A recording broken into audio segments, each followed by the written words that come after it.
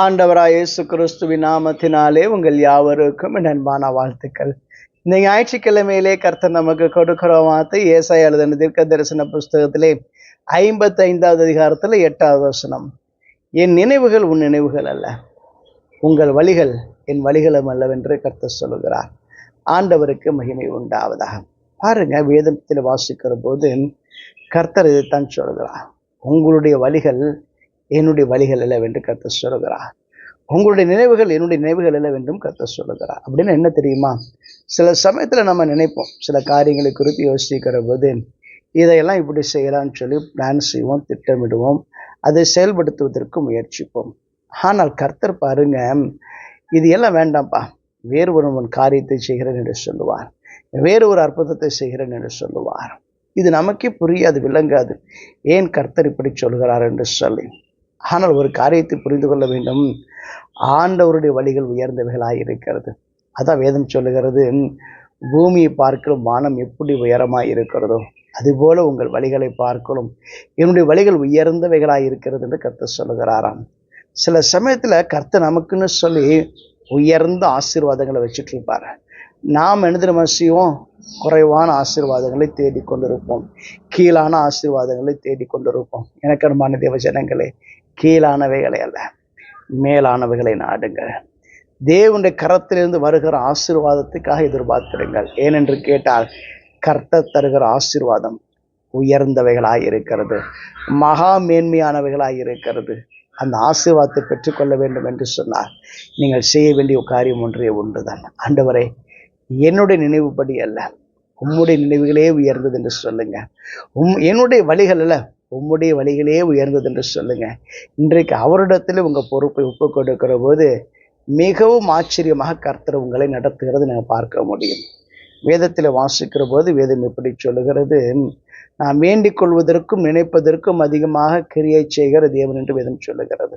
ஆம், நாம் வேண்டிக் கொள்வது குறைவாக இருக்கலாம், ஒருவேளை நாம் வேண்டிக் கொள்வது தவறாக கூட இருக்கலாம்.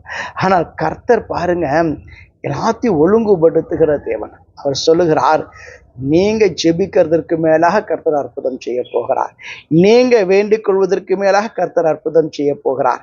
கர்த்தர் இன்றைக்கு அதைத்தான் உங்களுக்கு வாக்கு கொடுக்கிறார். எனக்கு அன்பான தேவ ஜனங்களே, அவருடைய வழிகளை காத்திருங்கள், அவருடைய யோசனைகளுக்காக காத்திருங்கள். ஆண்டவரே, நீங்க செயல்படுங்க, நீங்க கிரியை செய்யுங்கன்னு சொல்லி உங்க வாழ்வினுடைய எல்லா காரியத்திலையும் கர்த்தருக்கு முதன்மை இடம் கொடுங்கள், முதலிடம் கொடுங்கள். அவரை கனப்படுத்துங்கள், அவரை மகிமைப்படுத்துங்கள். வேதத்தில் வாசிக்கிற போது பார்த்தீங்கன்னா ஒரு வசனம் இப்படி சொல்லப்பட்டிருக்கிறது, நீங்கள் எதிர்பார்த்திருக்கிற முடிவை உங்களுக்கு கொடுக்கும்படிக்கு உங்கள் பேரில் நினைத்திருக்கிற நினைவுகளை கர்த்தர் அறிவேன் என்று சொல்கிறார். இது தீமைக்கல்ல, சமாதானத்துக்கு ஏதுவான நினைவுகளே என்று கர்த்தர் சொல்கிறார். ஆம், எனக்கு அன்பான தேவ ஜனங்களே, எதிர்பார்த்திருக்கிற காரியத்திலே நல்ல முடிவை தருகிறவர் நம்முடைய ஆண்டவர். அதான் சொன்னாரு, தீமையான முடிவை நான் ஒருபோதும் தருவதில்லை, சமாதானத்துக்கு ஏதுவான நன்மையான முடிவுகளையே உங்களுக்கு தருவேன் என்று கர்த்தர் சொல்கிறார். ஆண்டவருக்கு மகிமை உண்டாவதாக. இன்றைக்கும் கூட உங்க வாழ்க்கையிலே, தேவ சமூகத்திலே, உங்க காரியத்திலே ஆண்டவர் செய்கிற காரியங்களுக்காக காத்திருங்கள், ஆண்டவர் தருகிற நன்மைகளுக்காக காத்திருங்கள். இந்த இடத்துல பார்த்தீங்கன்னா, ஒரு இடத்துல பார்த்தீங்கன்னா, வேதத்தில் ஆபிரகாம் என்கிற ஒரு தேவ மனிதனை குறித்து நம்ம எல்லாரும் அறிந்திருப்போம். பாருங்க, ஆண்டவருடைய சமூகத்தில் அவர் ஜெபிக்கிறார்.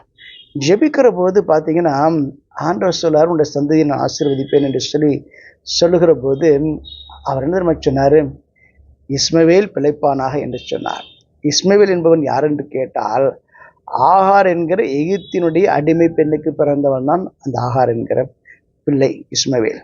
அப்ப பாருங்க, இஸ்மவேல் உமக்கு பின்பாக பிழைப்பானாக என்று சொல்கிறான். ஏனென்று கேட்டால், அவனுக்கு சாராயின் மூலமாக அவனுக்கு வம்சமே கிடைக்கவில்லை, அவனுக்கு வம்சமே வரவில்லை.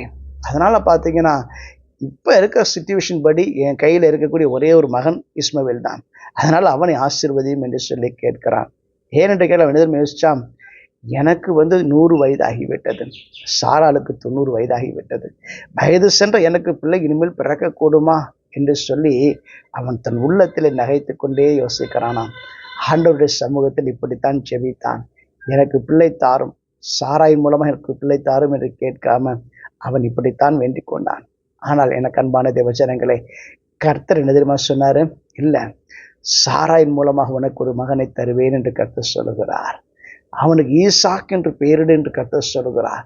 ஈசாக்கோடு என் உடன்படிக்கை விளங்கும் என்று கர்த்தர் சொல்லுகிறார். ஆண்டவருக்கு மகிமை உண்டாவதாக. பாருங்க, ஆண்டவருடைய திட்டம் என்பது வேறு, ஆண்டவருடைய தீர்மானம் என்பது வேறு. வேதத்தில் வாசிக்கிற போது அடிமையானவனையும் அவனுடைய மகனையும் புறம்பே தள்ளு என்று எழுதப்பட்டிருக்கிறது.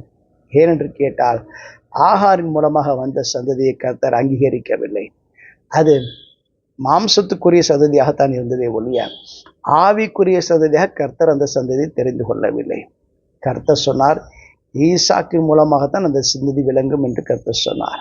எனக்கு அன்பான தேவச்சனங்களே, கர்த்தர் ஈசாக்கின் சந்ததியை தெரிந்து கொண்டார், ஆபிரகாமின் சந்ததியை தெரிந்து கொண்டார், யாக்கோபின் சந்ததி தான் கர்த்தர் தெரிந்து கொண்டார்.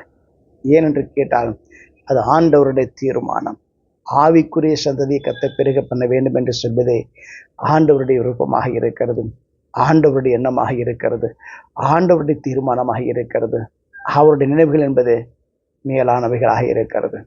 இன்றைக்கும் கூட எனக்கு அன்பான தேவச்சனங்களே, மாம்சத்துக்கு இடம் கொடாமல் தேவனுக்கு இடம் கொடுங்கள், தேவ சித்தத்துக்கு இடம் கொடுங்கள், தேவ தீர்மானத்துக்கு இடம் கொடுங்கள். ஆண்டவரே, நீர் என் வாழ்க்கையிலே எதை செய்ய வேண்டும் என்று விரும்புகிறீரோ அதை என் வாழ்க்கையிலே செய்யும் என்று சொல்லி தேவ கரத்தில் ஒப்பு கொடுத்து அமைதியாக காத்திருங்கள். கர்த்தர் ஏற்ற காலத்திலே உங்கள் வாழ்விலே ஆசீர்வாதமான மழையை பொழிய பண்ணுவார். நாம் ஜெபம் செய்வோம். எங்களை அதிகமாக நேசிக்க நல்ல ஆண்டவரே, இன்றைக்கும் தேவ சமூகத்தில் வந்து உடைய சமூகத்தை நோக்கி பார்க்கிற உடைய பிள்ளைகளுக்கு நீ நன்மையான ஈவுகளை தரும்படி நான் ஜெபிக்கிறேன்ப்பா. ஆண்டவரே, உம்முடைய சித்தத்தின்படியாக உயர்ந்த வழிகளில் நடக்க பண்ணும்படி நான் ஜெபிக்கிறேன். மேலான ஆசீர்வாதங்களுடைய பிள்ளைகளுக்கு தந்தருளும்படி நான் ஜெபிக்கிறேன். இயேசுவின் ஜெபம் கேளும் பிதாவே. ஆமென். God bless you.